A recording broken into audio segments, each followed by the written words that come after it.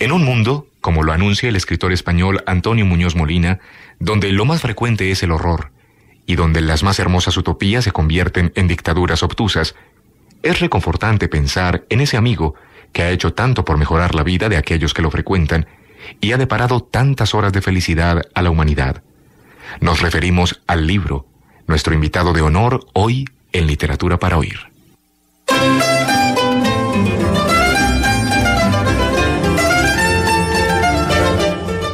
Henry David Thoreau, el escritor norteamericano, abre nuestro programa de hoy. Este escritor, ejemplo de dignidad e insubordinación creativa a lo torpemente establecido, nos invita al uso de la inteligencia a través del delicado y exigente ejercicio de la lectura, a partes de su libro Walden.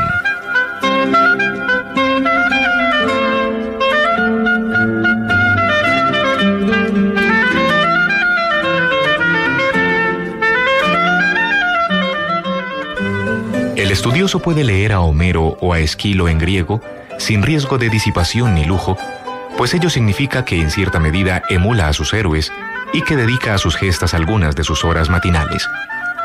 Los libros heroicos, incluso si están impresos en caracteres de nuestra lengua materna, se ofrecerán siempre en un lenguaje muerto para las épocas degeneradas. Debemos buscar laboriosamente el significado de cada palabra, de cada línea, conjeturando mediante la sabiduría, el valor y la generosidad que poseamos, un sentido más amplio que el que permite el uso común. La imprenta moderna, barata y fecunda, con todas sus traducciones, ha hecho poco para acercarnos a los escritores heroicos de la antigüedad. Se nos revelan tan solitarios como siempre, al igual que curiosas y raras las letras en que son impresos. Vale la dedicación de los días jóvenes y de valiosas horas el aprender tan solo unas palabras de una lengua antigua que son extraídas luego de la trivialidad de la calle para aportar eternas sugerencias y provocaciones.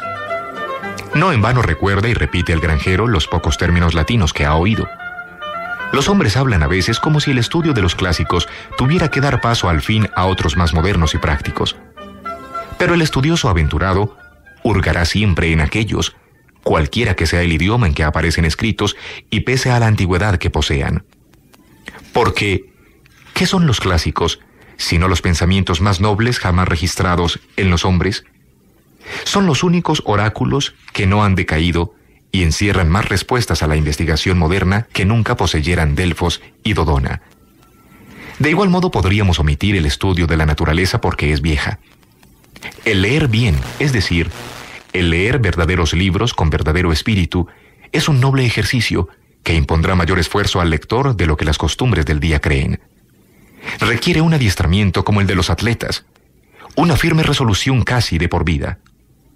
Los libros deben ser leídos con la misma intención y reserva con que fueron escritos.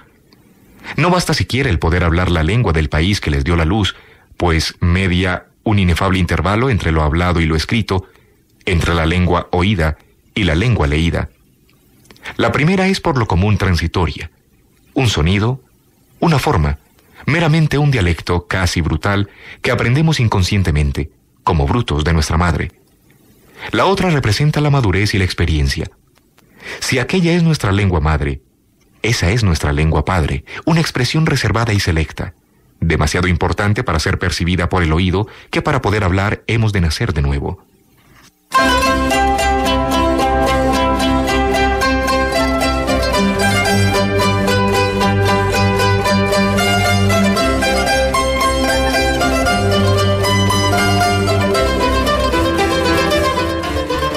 A las gentes que meramente hablaban griego y latín en la Edad Media, no les era dado, por el simple accidente de nacer, leer las geniales obras escritas en esas lenguas, pues no se ofrecían en aquel griego y latín que ellos conocían, sino en el selecto lenguaje de la literatura. No habían aprendido los más nobles dialectos de Grecia y Roma, y los materiales, soportes físicos en que estaban escritos, se les antojaban simple papel usado frente a las baratas muestras de la literatura contemporánea que preferían.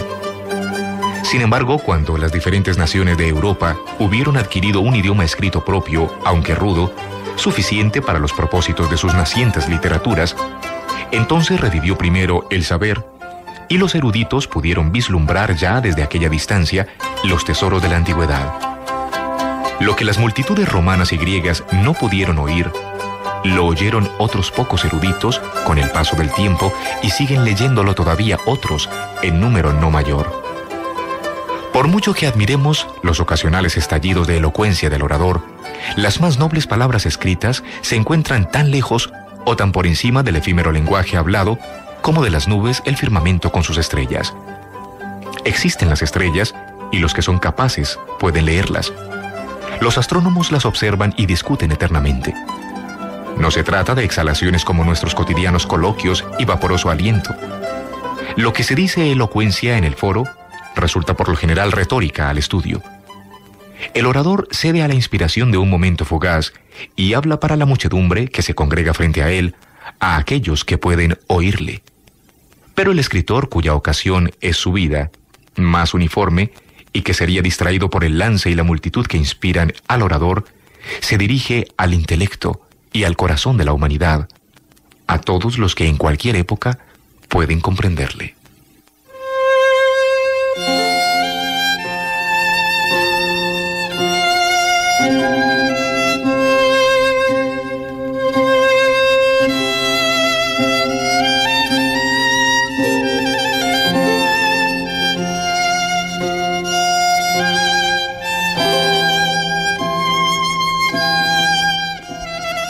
Pienso que habiendo aprendido nuestras letras, debiéramos leer lo mejor de la literatura y no estar repitiendo siempre A, B, ABS y demás monosílabos primerizos propios de la enseñanza más supina, estancados en la forma más vasta y poco diferenciada de nuestras vidas.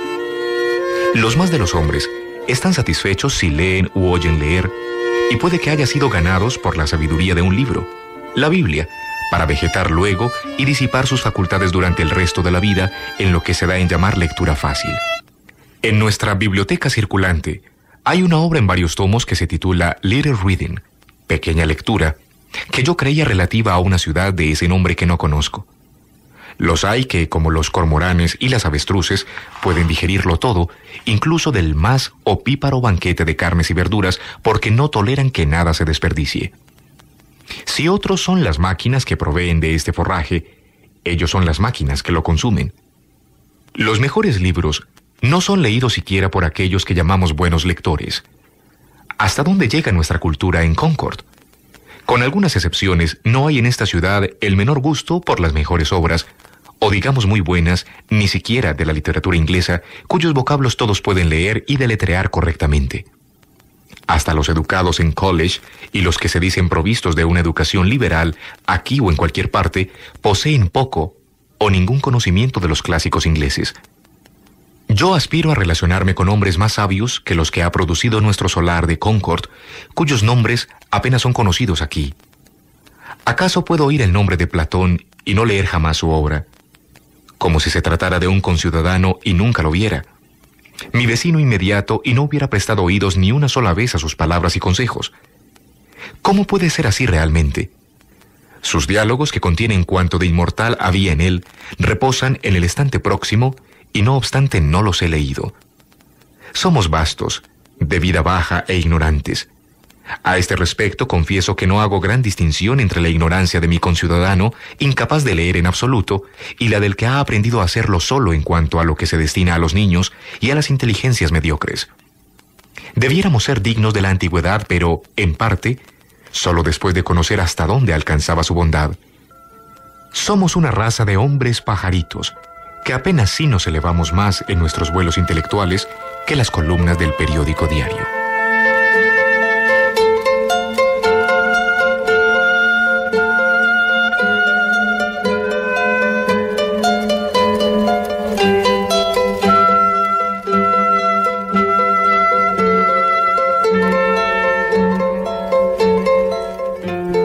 No todos los libros son tan estúpidos como sus lectores. Probablemente encierran palabras certeramente amagadas a nuestra condición, que si pudiéramos oír y comprender realmente, serían más saludables para nuestra vida que la mañana o la primavera, y que posiblemente nos revelarían una faceta inédita de las cosas. ¿Cuántos hombres no habrán iniciado una era en su vida después de una particular lectura? Quizás exista para nosotros el libro que nos explique nuestros milagros y nos revele otros. Las cosas hoy inexpresables puede que hayan sido dichas en alguna parte. Estas mismas cuestiones que nos trastornan, intrigan y confunden, les han sobrevivido a su vez a todos los hombres sabios. Ninguna ha sido omitida y todos han aportado su respuesta de acuerdo con su capacidad por medio de su vida y sus palabras. Además, con la sabiduría adquiriremos liberalidad. El solitario jornalero de una granja de las afueras de Concord, que ha vivido su segundo nacimiento y peculiar experiencia religiosa y que se siente movido por su fe hacia la gravedad silenciosa y el exclusivismo, puede que opine de manera diferente. Y sin embargo, Zoroastro, hace miles de años, recorrió el mismo camino y tuvo idéntica experiencia.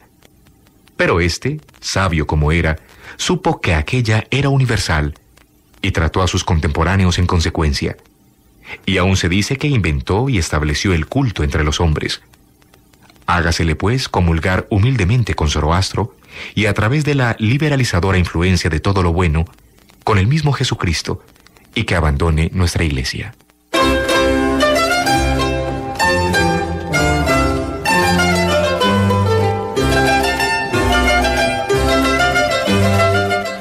En Literatura para Oír les estamos presentando A la sombra del libro y su lector. Textos de Henry David Thoreau, escritor norteamericano, y el español Antonio Muñoz Molina.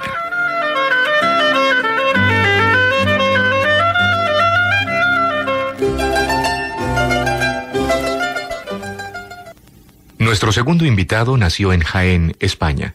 Es miembro de la Real Academia Española de la Lengua. Se trata de Antonio Muñoz Molina. Su obra El invierno en Lisboa le proporcionó el Premio Nacional de Literatura y el de la Crítica y le descubrió como un narrador de gran hondura y capacidad de fabulación. De su libro de ensayos literarios Pura Alegría, estos apartes.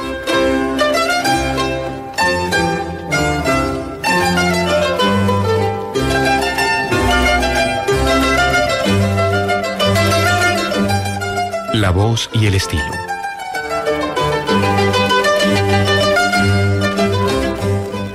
Si recordamos nuestros primeros encuentros con la ficción, lo que aparece ante nosotros no es la página silenciosa de un libro, sino el sonido de una voz.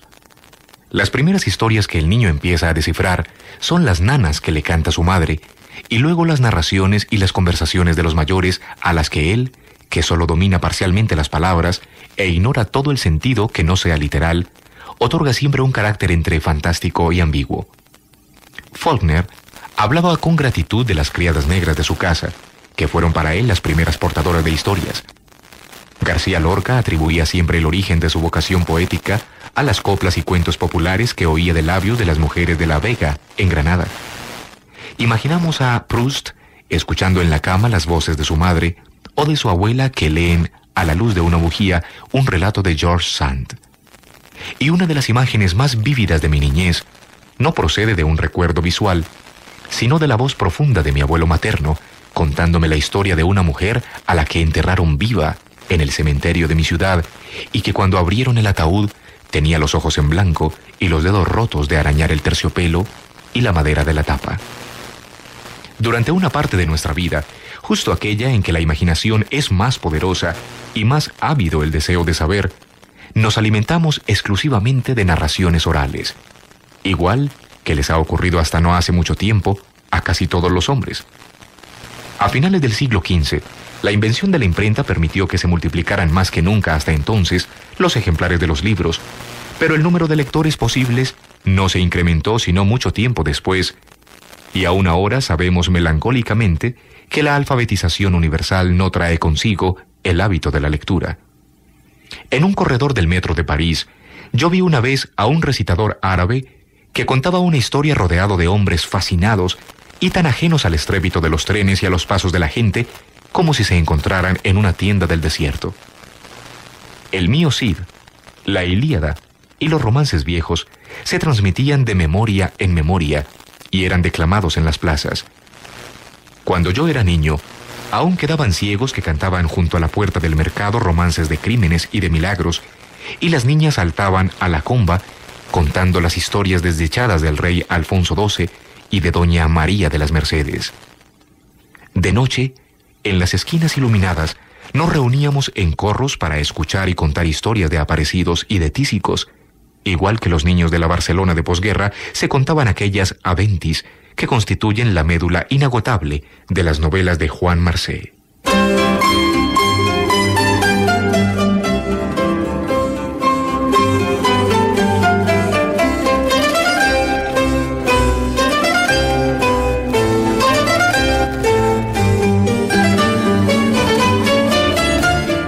Del mismo modo se han transmitido los cuentos populares, incluso después de que los recogieran en compilaciones eruditas, cuya misma existencia ya es un aviso del peligro de su desaparición. Si hemos resaltado la evidencia de que la ficción es mucho más amplia y más antigua que la literatura, también nos conviene recordar que la costumbre solitaria de leer y de atesorar los libros es extremadamente minoritaria, y que esos dones que tanto amamos unos pocos, el papel impreso, las palabras escritas, las páginas que recorren nuestra mirada y pasan con delicadeza nuestros dedos, no constituyen la parte esencial de la experiencia narrativa, sino una modalidad muy tardía de su transmisión. A nosotros, el acto de escribir nos parece sagrado, y por eso veneramos a nuestros escritores preferidos y buscamos con avaricia sus palabras exactas. Pero una gran parte de las mejores historias que se han inventado y contado en el mundo no tienen un autor conocido, y muchos de los más grandes narradores eludieron o desdeñaron el acto de escribir. Ni Homero ni Sócrates lo hicieron nunca. Platón desconfiaba de la escritura porque imaginaba que induciría a los hombres a descuidar el ejercicio de la memoria. A Shakespeare lo sabemos tan negligente por la perduración de su trabajo que no parece que se ocupara de hacer copiar o imprimir con fidelidad sus propias obras. De Cristo, nos recuerda Borges, solo se sabe que escribiera una vez. Fue sobre la arena, y nadie llegó a leer lo que escribió porque él mismo se apresuró a borrarlo. En los diccionarios de literatura, buscaremos en vano el nombre de una de las mayores narradoras que han existido, la admirable Sherezada, que recibía invariablemente cada amanecer el más valioso de los premios literarios a que podrá aspirar nunca un escritor. No morir decapitada, para que a la noche siguiente continuara contando. Ulises no solo es el protagonista de la Odisea, también en su parte central se convierte en narrador de sus propias aventuras en la corte de Alcinoo, rey de los Feacios, y el relato es tan apasionante que el rey posterga la hora de irse a dormir para pedirle al náufrago que continúe su narración. En cada uno de los cuentos de Sherezade siempre hay un personaje que cuenta un cuento, y dentro de este hay otro que refiere un tercero, de modo que el prodigio más repetido de las 1001 noches es el acto de contar. El Amadís de Gaula, una novela difundida ya en tiempo de la imprenta, conserva sin embargo los hábitos de las narraciones orales, y su autor sabe que la mayor parte del público que llegue a conocerlo lo hará por mediación de una voz que lee en alto, y por eso no se dirige a un lector, sino a un oyente. Ahora oiréis, dice de vez en cuando, o bien, como oído habéis.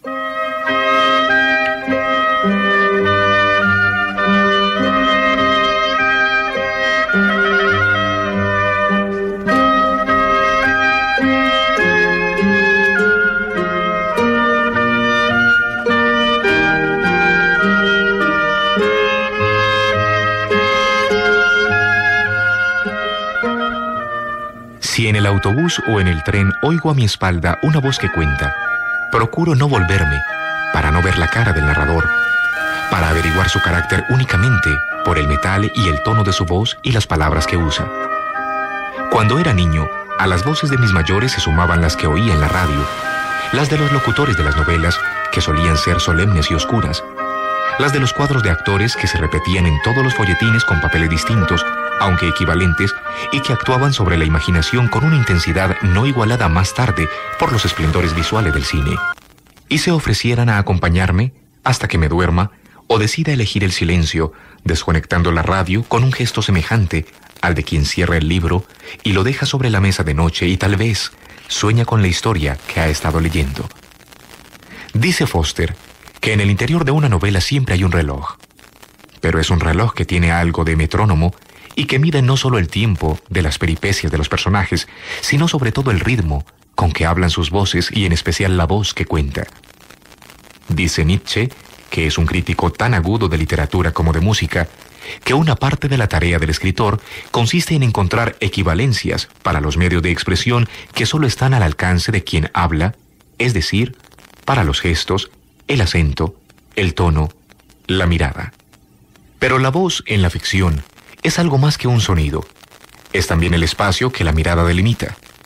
Esa tercera persona que nos informa con tanto detalle de la obra, el día y el año en que zarpó en Ciudad de Montereau, es omnisciente, invisible y ubicua, igual que Dios, de modo que puede informarnos de todo aquello que le parezca oportuno, sin que nos atrevamos a elevar ni una sola objeción. A Lázaro de Tormes ya no le concederemos tales libertades y solo le consentiremos que nos cuente lo que le haya sucedido a él mismo, o lo que legítimamente haya llegado a saber. Del narrador de Proust, sospechamos que de vez en cuando nos hace trampa. Con demasiada frecuencia se encuentra en situación de observar sin ser visto, oculto en oportunos bosquecillos o en cuartos oscuros dotados de un conveniente espejo falso. Sherezade tenía menos escrúpulos, pues nadie le exigía las fuentes de su información. Se limita a decir, he sabido, oh gran rey, y ni el rey ni nosotros le preguntamos cómo lo ha sabido, ni quién se lo ha dicho.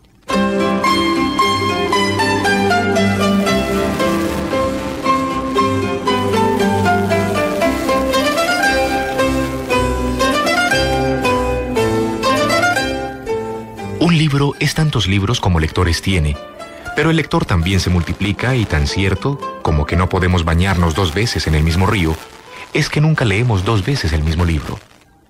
Las palabras de Pedro Salinas se mantienen idénticas sobre el papel, pero no significan ahora lo mismo para mí que cuando las leía a los 16 años. El libro, inalterable, ha crecido y se ha modificado conmigo. Se ha poblado de ecos de mis primeras lecturas. Es otro y es idéntico, del mismo modo que yo, llamándome igual y teniendo una cara parecida, he llegado a ser otro.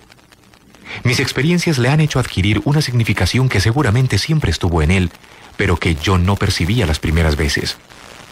Pero también él, al formar parte de mi memoria y de mi imaginación, ha influido en mi vida. Las generaciones de lectores gastan y ennoblecen los libros, igual que el tiempo las estatuas. Y hay, en correspondencia, algunos libros que modifican la mirada de los hombres y los hacen más lúcidos y más libres. Este es un mundo donde lo más frecuente es el horror y donde las más hermosas utopías se convierten en dictaduras obtusas y campos de exterminio. Pero en medio del desaliento, me gusta pensar que hay pocos regímenes o medidas sociales o políticas que hayan deparado tantas horas de felicidad a tantos hombres y que hayan hecho tanto por mejorar sus vidas como las ficciones de algunos escritores. Los libros, la lectura, están en la raíz de nuestra idea de la libertad. El libre examen vindicado por la Reforma Protestante es sencillamente el derecho a leer a solas la Biblia, en el propio idioma, sin mediación de ninguna autoridad exterior. Cuando nos encerramos a leer a solas, el gusto de la lectura es un gusto tranquilo e inconsistente de rebeldía. Las obligaciones exteriores quedan temporalmente canceladas y se atenúa el agobio de la realidad. El libro se nos ofrece con una docilidad absoluta. No solo tenemos la potestad de emprender la lectura donde nos dé la gana y de concluirla cuando nos aburramos o cuando nos llegue el sueño, sino que los personajes están esperando a que les demos una cara y les concedamos la existencia. El escritor muchas veces no sabe que hay un lector oculto dentro de él. El lector tampoco se da cuenta de en qué medida está él mismo escribiendo el libro, igual que el espectador no advierte que donde existe el cuadro es en su pupila.